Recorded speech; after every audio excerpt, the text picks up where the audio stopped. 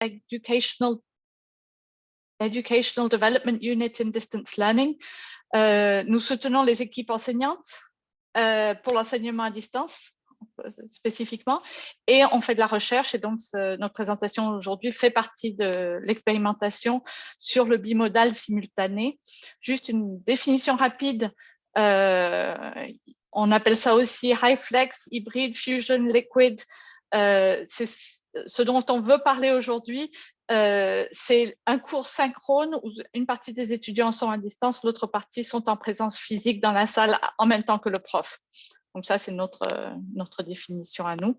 Et donc, on va vous parler de notre recherche. On ne t'entend pas. Merci, pardon. Avant de parler de notre recherche, on fait un petit détour par notre institution parce que nos étudiants sont atypiques. La recherche les dirait non traditionnelle. Notre étudiante typique, c'est une étudiante, 36 ans, avec une charge professionnelle ou familiale. Donc, elle choisit en général, ou ils choisissent en général de faire leurs études à temps partiel, ce qui fait que leur bachelor se déroule sur 4 ans et demi au lieu de se dérouler sur 3 ans. C'est peut-être aussi important de dire qu'ils ont choisi la distance, bon gré, mal gré. Certains de nos étudiants n'ont simplement pas le choix. Sur l'organisation pédagogique, à unidistance, ces étudiants suivent un enseignement qui est hybride et inversé.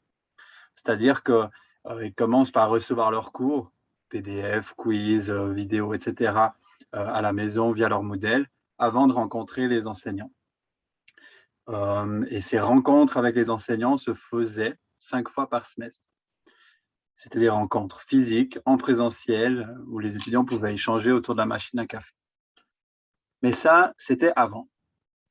Et c'était un modèle qui fonctionnait. On peut se poser la question pourquoi nous avons voulu changer ce modèle. Alors, je crois que vous avez tous vécu la situation de la pandémie du mois de mars 2020 comme une situation qui a basculé vers le tout à distance. Et pendant cette phase du tout à distance du départ, pendant cette phase où les présentiels se sont transformés en distanciels, comme toute institution, nous nous sommes posés un grand nombre de questions. Que vivent nos étudiants? Sont-ils satisfaits? Quelles difficultés rencontrent-ils? Et quand on a mené les sondages entre le mois de mars, c'était au mois de juin ou juillet 2020, on s'est rendu compte qu'un tiers des étudiants faisaient la grimace, rencontraient des difficultés ou faisaient part d'un regret de ne plus être en présence. Automne 2020, on reste sur un modèle 100% à distance, mais c'est à ce moment-là qu'on mène des expériences en bimodal simultané, ce qui est le sujet d'aujourd'hui. Alors pourquoi on bascule vers le bimodal synchrone à unidistance?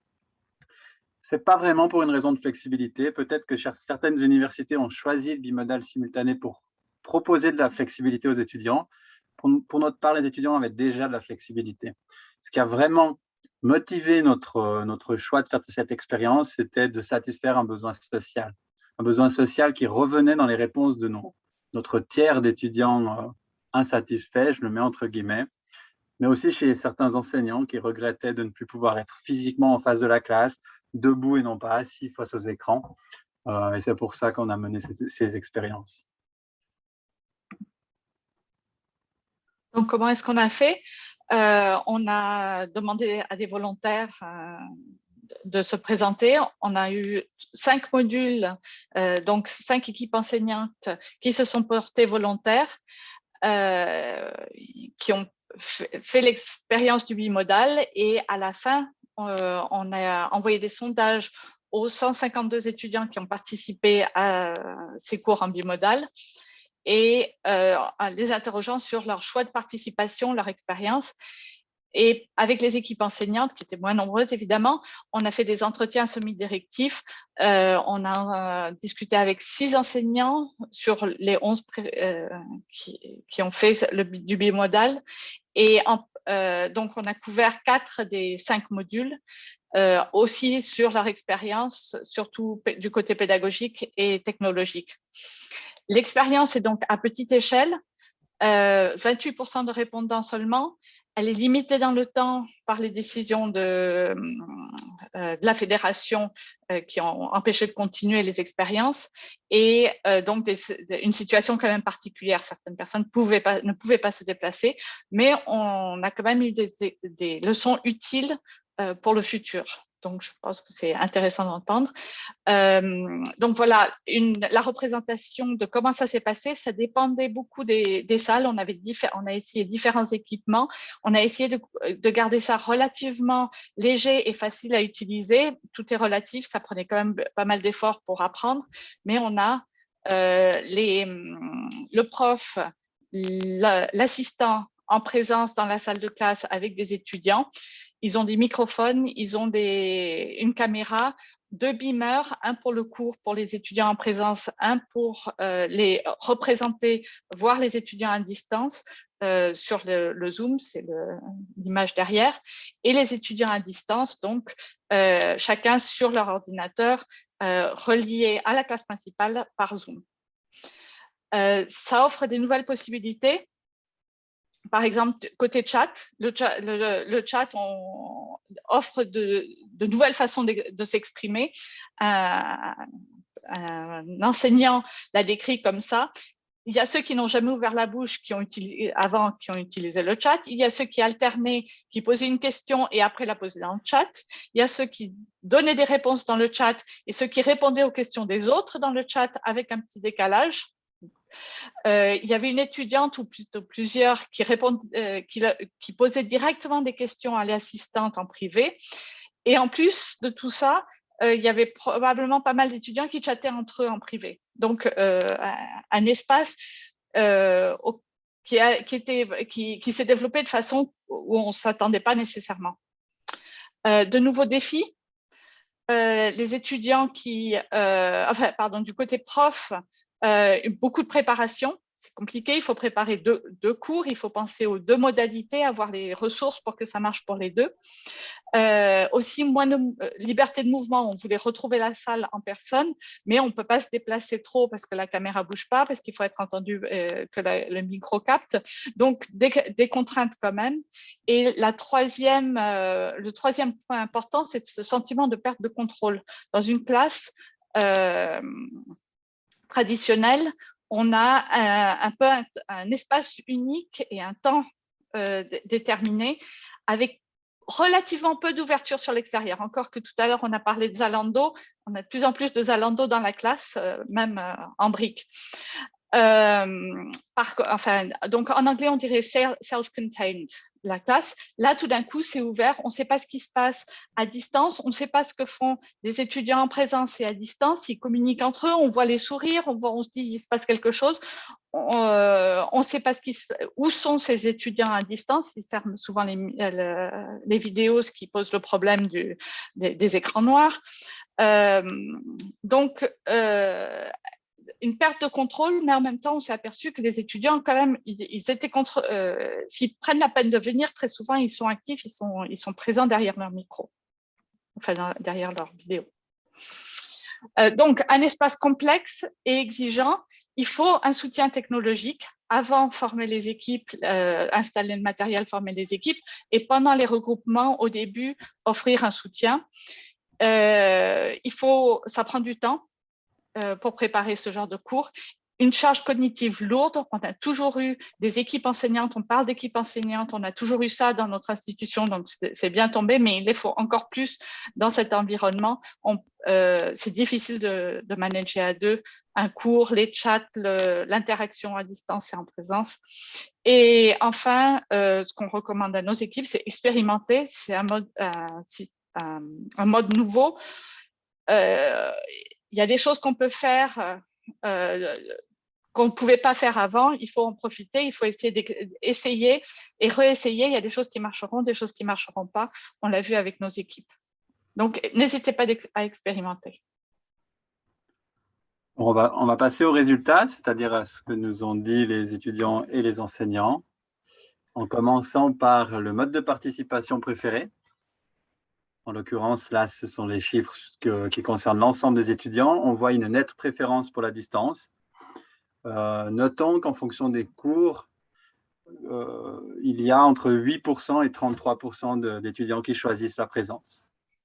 La question qu'on pose aux étudiants, c'est pourquoi vous avez choisi la présence, donc à gauche.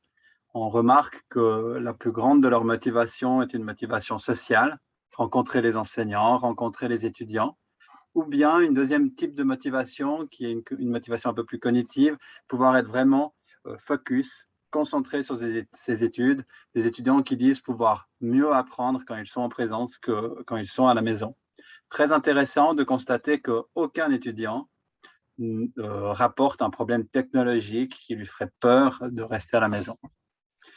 À droite, pourquoi les étudiants choisissent la distance. Après, excuse-moi, Henrietta, tu feras les deux côtés pour les enseignants. Pourquoi les étudiants choisissent la distance? Alors là, c'est des raisons qui sont plus liées à l'organisation pour économiser de l'argent, économiser du temps, organiser sa journée. Ou les deux réponses le plus à droite, pour des raisons qui sont hors de contrôle de l'étudiant ou en contexte de pandémie pour des raisons qui sont liées à la santé. Que disent les enseignants? Côté enseignant, c'était avant tout le plaisir d'enseigner en personne. Ils aiment être là avec les étudiants, le sentiment physique d'être devant une classe, d'avoir une audience et le retour des étudiants avec le langage corporel et aussi les interactions sociales, surtout informelles. La machine à café encore revient souvent. Donc ça, c'était le choix essentiel pour les étudiants.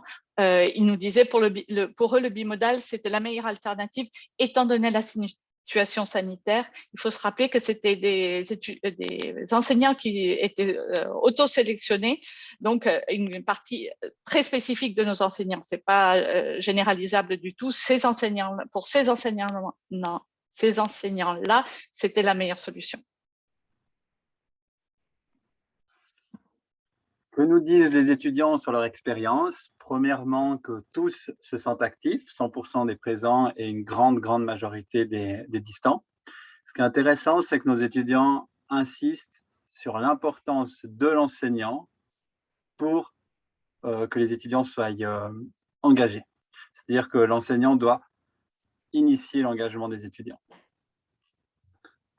Là, côté enseignants, c'est intéressant de voir qu'ils avaient une vie quand même très différente. Ils étaient tout à fait d'accord. Les étudiants en présence étaient très actifs. Par contre, ils avaient une impression de passivité des étudiants à distance. Ils avaient du mal à les faire parler, à réagir. Donc, un peu une frustration de ce côté-là, alors que les étudiants se sentent actifs et le sont probablement. On a eu beaucoup de bons résultats pour les examens, donc ils étaient présents activement, mais les enseignants ne le sentaient pas comme ça.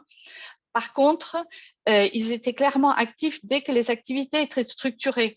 On a eu des cours de justice fictive, des quiz, des débats, des activités en sous-groupe, par exemple. Là, les étudiants étaient actifs. C'est plus les discussions spontanées qui sont plus difficiles à initier. Du côté de l'équité de traitement, on avait peur que les étudiants à distance soient inéquitablement traités. Ce n'est pas apparu dans les résultats. Par contre, les gens qui sont à distance se sentent appartenir au groupe de la distance et les gens qui sont en présence se sentent appartenir au groupe en présence. Là, c'est le résultat vraiment d'un effort de la part des profs. Ils ont fait attention de parler aux personnes en présence et aux personnes à distance, de s'adresser directement à la caméra, par exemple.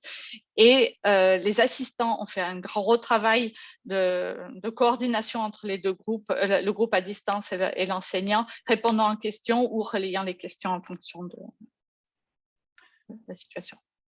Quant aux deux derniers éléments de cette dia, au niveau de la satisfaction, on voit que tous les étudiants, la majorité des étudiants sont satisfaits, 91% des distants et 96% des présents.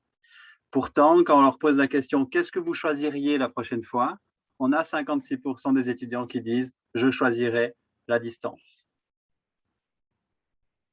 Alors, avec les profs, ils étaient tous sauf une équipe d'accord sur le fait que c'était très satisfaisant et ils recommenceraient dans ce groupe-là. Ça a marché selon eux, ils voudront continuer avec ce mode. L'équipe qui ne voulait pas, c'est parce qu'ils avaient très peu d'étudiants qui venaient, 3 puis 2 étudiants, et ça valait pas le coup de faire autant d'efforts pour juste 2 étudiants.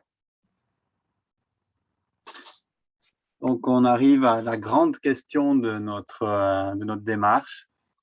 Que ferons-nous à l'avenir? On remarque que les étudiants préfèrent la distance. Pourtant, les étudiants aiment être présents quand ils en font l'expérience. Donc, pour essayer de répondre à cette question, nous avons fait une analyse coût-bénéfice. Du côté des bénéfices, vous l'avez vu, il y a beaucoup de points communs entre les deux groupes. Il y a aussi des différences. Les différences, c'est que les étudiants qui sont présents ont plus d'échanges informels que les étudiants qui sont distants. Les étudiants distants peuvent mieux jouir de leur journée, de leur argent, de leur temps. Ce qui est intéressant, c'est d'aller du côté des coûts. Et si on regarde du côté des coûts, alors là, il n'y a plus aucun doute. Les présents doivent se mettre un réveil plus tôt, aller jusqu'à la gare, prendre un ticket de train, dépenser d'une certaine manière leur journée. Ils sont désavantagés. Et donc, on peut répondre à la question avec Henrietta. Donc, il semble que le bimodal n'est pas la solution idéale qui répond à tous nos besoins. C'est compliqué à mettre en œuvre, il y a des efforts, etc. Pour les étudiants, par contre, les deux modes de participation sont satisfaisantes. Ils ont appris dans les deux modes, ça a bien fonctionné. Les coûts sont supérieurs pour participer en présence. L'avantage de participer en présence, c'est le contact social. Donc, c'est en fonction des besoins de chacun, vraiment, de voir qu'est-ce qui fait plus sens. Donc, le bimodal, pour nous, peut être une solution pour répondre aux besoins d'interaction de certains des étudiants et des enseignants, mais n'est certainement pas une solution à implémenter dans tous nos cours sur tout le cursus. Donc, ce sera un choix qui sera fait en connaissance de cause. Et de façon importante aussi, nos expérimentations continuent. C'était une expérimentation, on vous l'a dit, très particulière, dans des conditions particulières. On continue cette année et on arrive petit à petit à affiner notre compréhension de ce qui se passe et de comment l'intégrer de façon optimale dans nos programmes. Merci pour votre attention. Merci à vous pour votre présentation très claire, très intéressante.